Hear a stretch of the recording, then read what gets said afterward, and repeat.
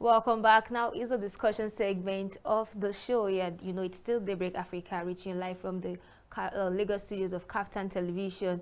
And now we'll be discussing period child preparation for the new academic session. We all know that this is the holiday season, and then many people are, preparing for the new term, making decisions whether to change schools or not, getting supplies for the new term, and just to make decisions around, the new term. And today we have Irene Ugba, who is an educationist and will be discussing the topic with us. Welcome to the show, ma.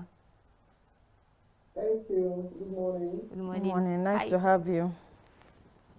Thank you. It's a pleasure to you. Yes, ma'am. So let's start with this. How has the holiday session been for you? Like, how is it like? Is it demanding? You have kids around. How has it been? How's your experience been so far? Oh, well, it has been a cocktail of different things. I have 4 children, and then their age ranges are far apart. Okay. So I'm dealing with children of different ages from 18 to 1. Wow. During the holidays, like every other parent, you're happy your children are back home. At least that early morning rushing out, trying to make meals, trying to do school runs, won't be there for a few weeks. However, when the reality sets in is that these children eat like 5 to 7 times a day. Can you imagine? Somebody said that when you have one child, you're a parent. When you now have 2 or more children, you become a referee. So at every time you're hearing mommy this, daddy that, mommy, especially mommy who is more at home than daddy most times, and this happened, that happened, mommy, this person did me this. So you're a referee at some point, trying to separate things and all. But again, we thank God for the privilege to be parents. Yeah. It's a calling, and we are glad that God has chosen us to give us this gift to parents. Yes. Thank you. Thank you. Now, before we go on to preparing for the new academic session, I want to take us back a bit.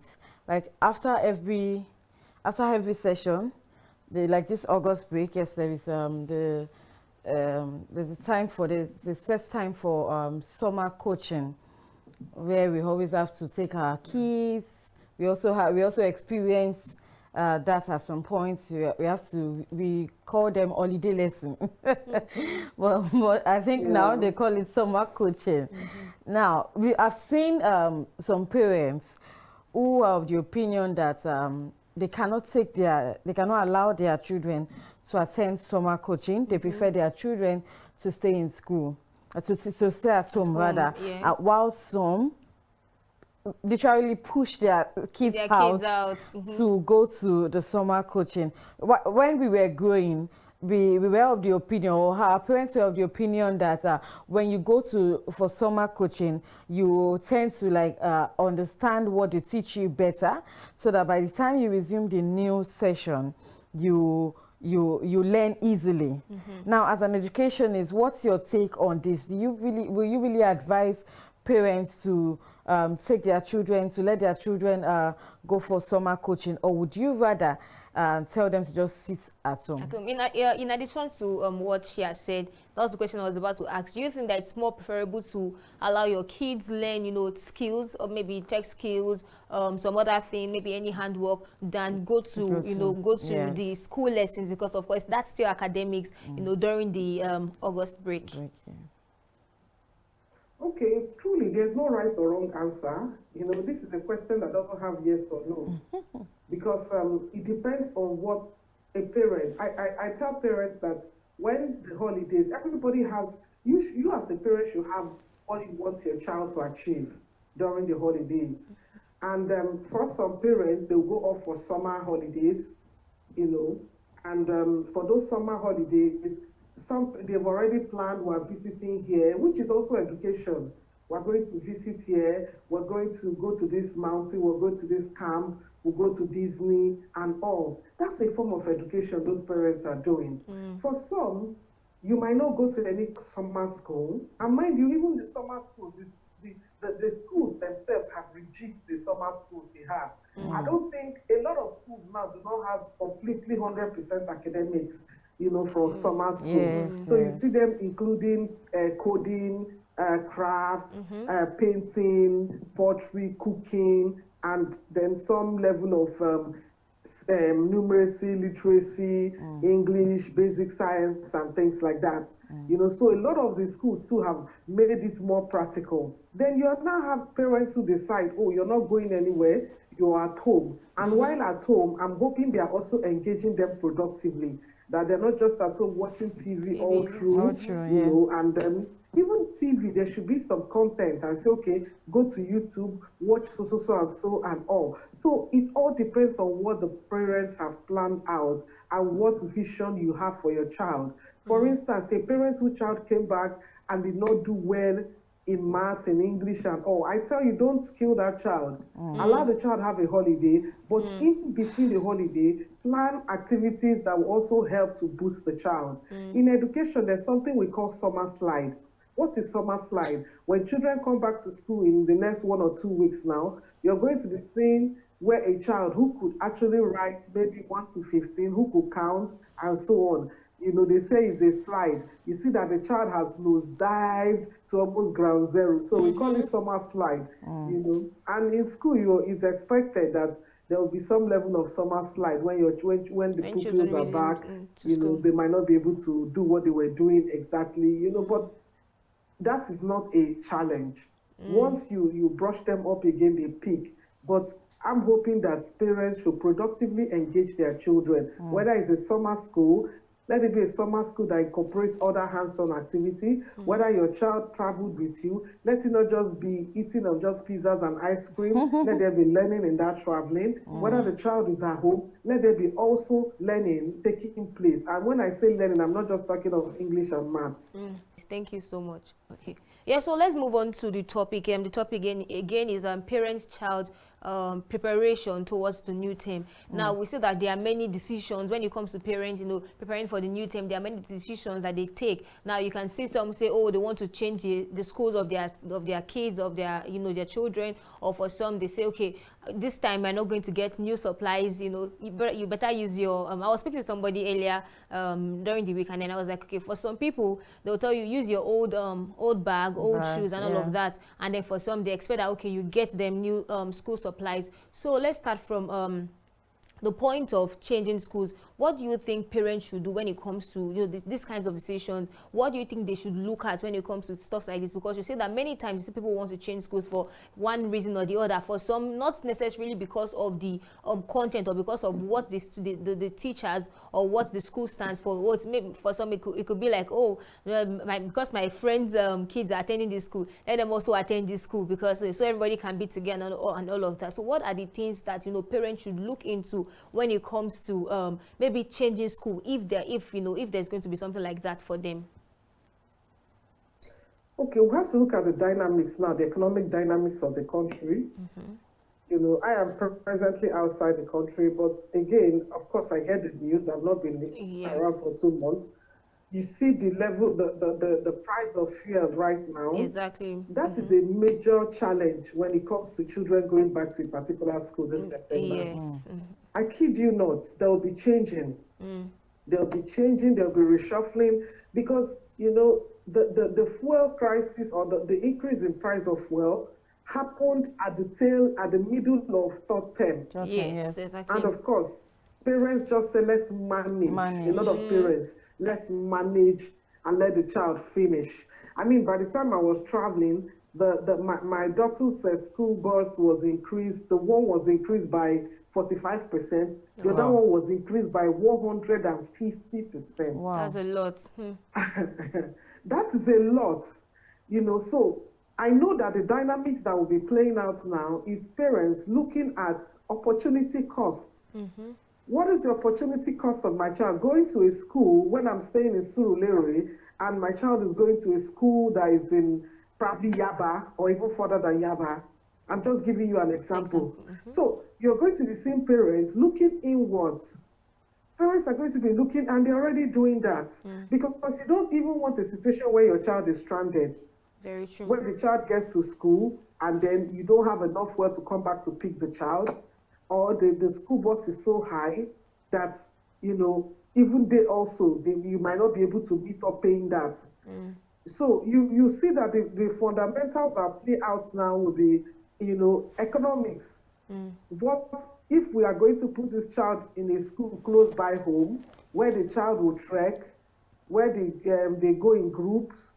So you're going to also have people even pulling together. Like even in the estate I reside in Abuja, you know, you will see people pulling because before people were going to the same school and all the parents were using their cars. Their cars. But you're going to be seeing that now, that we say, okay, maybe you do school runs this week, I will do next week, and so on. Because you have to be realistic with the economic challenges. A lot of salaries have not increased, but the bills have increased tremendously. So, as parents, sit with your children. I know sometimes children have their own expectation of where they should go to school. And really, the Bible says the expectation of the righteous should not be cut short. But you see, in this case, this expectation might be cut short, but you need to communicate with your child and say, okay, look at the situation right now. You might have to go to a school close by home so that you trek, which is like 5 minutes or 10 minutes away, or the house help can take you and come back and all, and you are home on time, and then you're not stranded because of fuel. And it's not even just about the fuel price. There could be days where there are fuel queues. What happens? How does the child get to school? So I'm telling you that the fuel issue will be a major determinant. Then, of course, because of fuel again, schools have had to increase their school fees, apart from bus fee, because they have to also pay those teachers. The teachers are also part of the society, and they need to also earn a living to also meet their own obligations. So a lot of schools have also increased their school fees in, just to meet up with the realities on ground. So a parent who has 3 children in a school and school fees has been increased by 30% or 40% might not be able to meet up with that. So a lot of parents, I suppose, will sit down this time and have a town hall meeting with their children or a family meeting with their children and decide that this is what we're going to do now. And I've always said that the best school for your child is not that school where you pay, whatever, maybe X amount or Y amount. The best school for your child is that school where you can conveniently and comfortably pay the school fees and still have the time to make input in your child's education. Because even if you pay 1 billion for your child's school fees and you don't have the time to go through what that child is learning, I'm telling you that you are not maximizing that fee you're paying, because a parent's input must be in the education of the child. So it's not even just about fees. It's not how much you pay. You could pay a lesser amount and have more time to help your child thrive in the school. So these are the realities that parents will be dealing with, especially in cosmopolitan cities like Lagos, Abuja, Port Harcourt, and so on, meeting the realities on ground. And I pray that God helps parents make a sound decision. Don't make a decision based on, I don't want people to think that we have gone down. No. Everybody knows where it's pinching them and where it's itching them. If it's a lesser school right now that is your reality, face it and give your child the maximum attention. So those are the realities for changing of schools. Of course, there are people who change school for frivolous reasons anyway, and some also change because they are going somewhere, and that is totally wrong. Pay, and even if you have to change. But I'm talking of the economic realities on ground. I am a parent, and I know what it's like at this point to cough out some good money to pay and meet up with other obligations. And coming to the one of buying new school supplies, I am not one of those parents who buy new school supplies every September. If I have bought a bag for you in March, I will tell you that bag, when September resumes, you're going to use it. Because there's no law. I've not seen any policy written anywhere where they say that as you resume the new school year, everything must be new. Everything must change. Even your school building is not new. It's still the building you were in before. Even if it's a new school, the school was existing before you came. So I'm not that. But again, hey, everybody has their own destiny. Some parents believe in that new school uniform, new school this. If you have the money, I mean, these are our children, give them the best anyway, But I'm just saying that whatever is your reality right now, manage your reality and your children's expectations. Our children actually listen to us. manage their expectations that you have to use this. As long as it's clean, is kept well, you use it. Thank you. All right, thank you. Like we're talking about having to prepare for the new session. Now, how do you think parents can help their kids, their children, prepare for the new session physically, emotionally, and even spiritually? Because definitely we have, like we mentioned, there are some people that they have to change their kids' school. There are some people that there are some kids that they have to meet different a new set of people, and this is the set of people that they've not met before. They don't know their character, and you also know that there are some students that are bullies. You understand? So how can a parent help their child to settle down accordingly? Okay, I expect that by now, for most schools, I think schools are resuming on the 16th again. I believe in physical preparation, I believe in mental preparation, emotional preparation, and like you added, the spiritual preparation. Physical preparation, because these children have been at home from July, some middle of July, they had vacated at home. Yeah. So timing, some homes have changed their routine.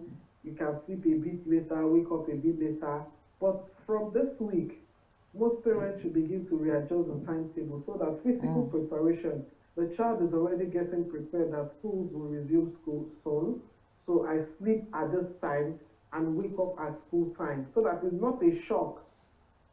Especially for those smaller ones. You have the smaller ones that just feel that they are doing their parents a favor by they don't want to go to school, but let's just do our parents a favor of going. You have to start early now to make them sleep at the appropriate time, wake up at the appropriate time, and also the older ones, you have to talk with them, their gadgets, their phones, if they're the ones that have access to phones, what time do they submit those phones? Like in my own house, when my son had phone, you bring your phone by 7 p.m., you drop it in front of the TV there, so that I'll be seeing it, seeing it. Because sometimes when you allow them with these phones, you see them on the phone 12 midnight, passing and so on. And then that means something will give in. They will not sleep well and they will not learn well in school. So these are the physical preparations. And then are your socks clean, your books, if they are the ones that they buy books, things like that. You are physically prepared them. And then if your child is going to a new school, physically take the child to that school before the school resumes. Go around the school. I know that most schools, before school resumes for new students, they can come in, even the old students, to know their new class, meet their class teachers, maybe that weekend or 2 weekends before school resumption. So these are physical preparation, especially for people going to new schools. They know the route to take, they know where the school is. So, by the time they resume on that day with new uniform, everything is not looking so new to them. It's not a shock, so to say, because they've come to that school 2 or 3 times, they've played on the playground and things. And these things are things that you need to do for your child's psychology to help them manage, the school term, because the way they start is also very important, And then you also meet the teachers, I always advocate that probably a week before the resumption, because teachers resume earlier than the students, that if it's a new school, or even because every child is going to a new class anyway this September, so there will be new teachers, so to say, for that new class. So you're able to talk with the class teacher, this is how my child is. And I tell parents, it is not the duty of the teacher to first discover how your child is. No. A teacher has like 20 students or 18 students or 15, as the case may be, in a class. So when will that teacher be able to discover all the children personally before the school term is over? So, and that's why I tell parents, invest in understanding your child's learning style, understand how your child learns, so that in this new school year, you are able to speak with the teacher ahead of time. That, this is how my child learns. My child is a kinesthetic learner. She likes to learn with her hands. So, when Kenny comes to school right now, teachers, you keep teaching, try and incorporate activities with the hand. Of course, every good teacher should know that, but these are things you're already giving them heads up. It's okay, my son is very restless, very restless. So when he sits, please, sometimes tell him to just stand up and move around the class at the back there and come back to sit. You will see him, he will be very, you see, these are things that a good teacher will begin to take points, because teachers have less than 10 weeks or 12 weeks in this term. And if it's one week, they even spend to discover one child, they will not finish it before the end of the term. Yeah. So you've already spoken with the teacher, you're managing the teacher's expectation, and so on. And then most schools also have what they call an orientation at the beginning of each term, to make the school, the teacher, the parents understand what they're going to teach, especially for early years. You know, I used to say there's this confusion about, you know, every school has what they adopt for reading styles and so on. If you don't communicate to the parents, or the parents do not ask, you see parents doing one thing at home and the child, but because the child is still like 2 or 3 years, the child can't tell you this is the one we are using in our school. And you see them, they're just, you know, you're doing with the child. So that's for physical preparation. Your socks, your whatever is ready, your hair, you are losing your braids by now. I mean, all the slave queen during the holiday, you should be rounding it up this week and begin to have your normal weeks and so on. Okay, then mentally, you're also speaking with the child. You know, if you understand, if your child, let's assume is a struggling learner, has struggled, you know, and so on, mentally begin to build the resilience of that child. If your child is going to secondary school, begin to tell the child, oh, these are the things, you know, in secondary school, you're going to write a longer notes, you're going to have people from different, and you know, for JS1, especially JS1, you're not doing in your school where you finished your primary school, it's a whole lot of, it's a baggage of different things, because you're going to have children from different schools coming. Begin to build the mental capacity of your child.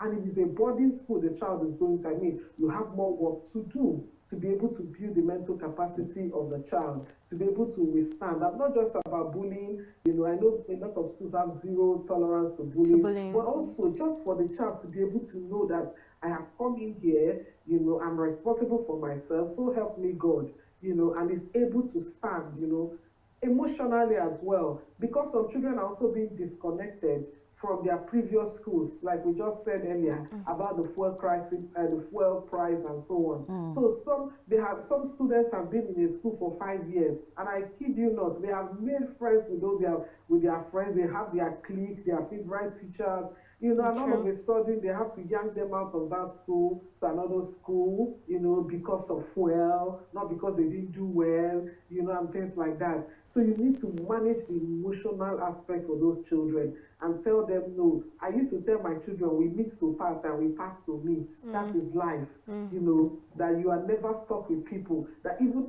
your parents, at some point you're going to leave home, you know, and it will be phone calls till you come and visit and all. So manage the emotional being for them, that, oh, don't worry, you're going to make new friends, that is what life is all about. And then, like my daughter was telling her, I said, get the email addresses of your schoolmates, get their social media and for the ones on social media. I said, your even generation is luckier than us. I don't know where my primary school mates are, because in those days, there were no emails, you know, and so on. But you guys are lucky. You know, some of them already on Instagram, get their handle. Some already, you have emails. Take their emails. You're already lifelong friends, though you are in another part of, you know, you're not in that school anymore. So these are how you manage the emotional being, so that they are connected, you know, and they feel they come into this school with an open mind to make new friends and to adapt to the realities on ground. And finally, the spiritual. I used to tell people that for every school your child goes to, there must be a spiritual connection that made you even take that child there, you know. And of course, you have to pray for them, pray with them, you know, and all, and also encourage them to pray. And depending if it's a faith-based school, you know, there will be some spiritual programs and all. But of course, as a parent, you have the responsibility to prophesy over your children before they go to school, pray with them and things like that, and always pray for them. You know, I think I've spent more time on that. Yes, really. Yeah, thank you so much. I wish we could go on and on, you know, in the conversation, because we have like lots of questions. I'm sure that, you know, we would want to definitely ask all of these questions, but we are actually running out of time, and would like to call it a wrap here on the discussion segment. Before we call it a wrap, can you just tell parents something, just give them like an advice, A word of encouragement. word of encouragement, yeah, for the preparation of I the just new want to session. encourage. I'm not. It's not even an advice, just encouragement. My dear fellow parents, I know it's not an easy time at all. To be frank, it's not easy, you know. But what I keep saying is that the Lord who has given us these children will make the provisions. You know, I know that some parents, you know, this week they might have to take more high blood pressure medicine because the bills, you know, it's a new school year. Normally, new school year, even without fried crisis, is heavy because you have to pay for new things, new books, and so on. You know, but God will make a way. Yeah. Just trust Him, believe Him, and cut your coat according to your material right now, not according to That's your your size. size. Just if the material is 2 yards, just cut them according to 2 yards. You know. Thank you so much. Thank you Thank you so much. once again. Thank you. I'm sure you've heard all what our guest has said. Cut your coat according to your material and not your size. We are with you to all dear parents. We are with you, and I'm sure God will make everything, all supplies you need, all resources rather, you need to make sure that your students, your children go to a very good school. Definitely God will provide all for you. Amen. Yeah, we'll go on a short break to be back with Daybreak Africa. So stay with us.